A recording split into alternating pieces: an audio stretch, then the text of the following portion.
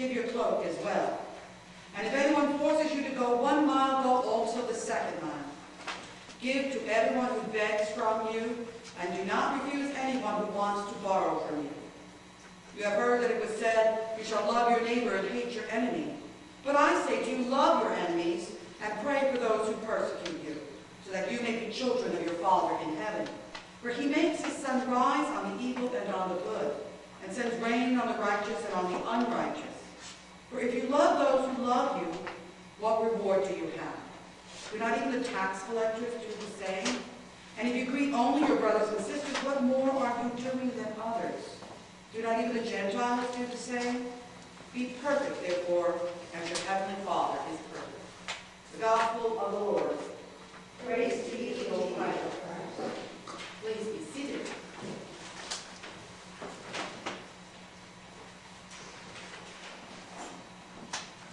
Today's readings are very challenging. I suppose we should be used to that by now, having been hearing from the Sermon on the Mount from Matthew's Gospel each Sunday in Epiphany. It's all from the Sermon on the Mount, in which Jesus has been ramping up the law, taking the 10 Commandments and the traditions that built them up, and going even further. However, today we have all the readings making similar challenges to us. In our reading from Leviticus, we hear, you shall be holy, for I, the Lord, your God, am holy. What is holy? What does it mean? Anybody? What is holy? Lynn? I would say God was. Very good. Very good. Anyone else? Come on, members. What's holy? What do you think holy means? Following Christ. That's how we become holy. And following the commandments. I mean, they say that. Holy is a word used to describe God. We refer to the Bible as the Holy Bible because it's God's Word. You and I, we are made in God's image. And we're meant to be as like God as we can be. That means we're supposed to be holy. The specific commands in the text provide examples of what God does and calls us to do. You shall not strip your vineyard bare, or gather the fallen grapes of your vineyard. You shall leave them for the poor and the alien. You shall not steal. You shall not deal falsely, and you shall not lie to one another. You shall not swear. It ends with, you shall not take vengeance or bear a grudge against any of your people, but you shall love your neighbor as yourself. I am the Lord. Now that should sound at least a little familiar. Jesus quotes this passage in his summary of the law, and at least at the 8 o'clock service we hear it each Sunday. Thou shalt love the Lord thy God with all thy heart, with all thy soul, and with all thy mind. This is the first and great commandment, and the second is like unto it. Thou shalt love thy neighbor as thyself. On these 2 commandments hang all the law and the prophets. A tall order, yes? Jesus knew, as each of us here must, just how hard and how demanding the law is.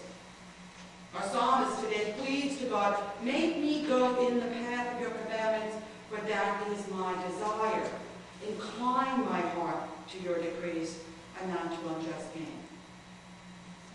Paul brings us back to the call to holiness in his first letter to the Corinthians.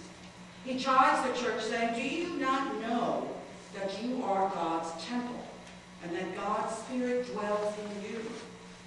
If anyone destroys God's temple, God will destroy that person. For God's temple is holy, and you are that temple.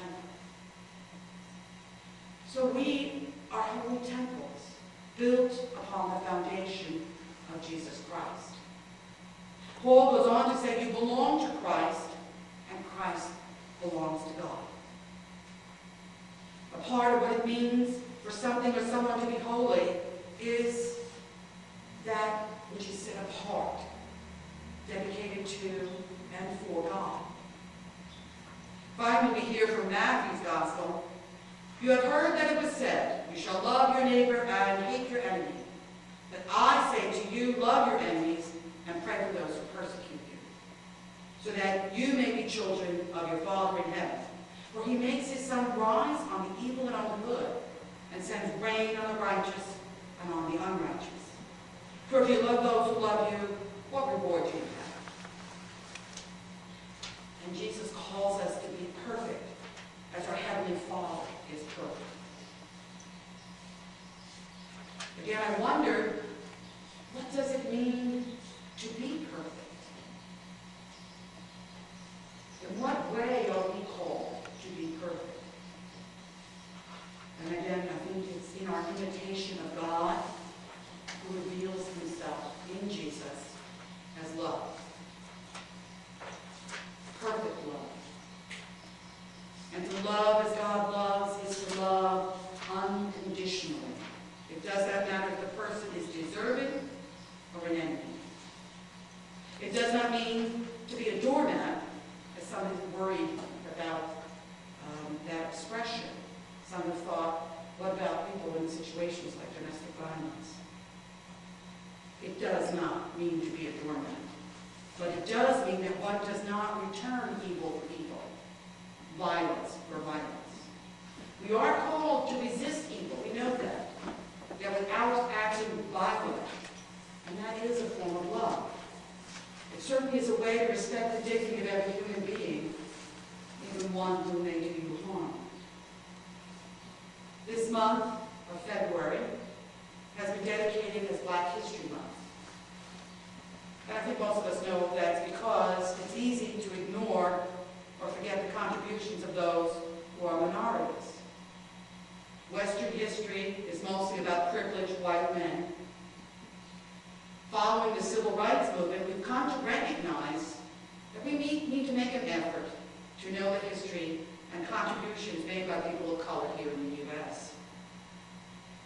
And in reading these lessons, I'm reminded of the work of Martin Luther King Jr., who, following Jesus, pastor himself, and influenced by the work of Gandhi, chose to follow in the way of non-violent resistance. When attacked, he and his supporters did not fight back. They turned the other cheek. They resisted without returning violence for the violence done to them. In the face of armed police, the National Guardsmen, in the face of attacks of dogs, they continued to be a movement of peace. But they resisted the evil of racism and oppression, and continue to this day to be a shining example of loving our enemy while still seeking justice for all.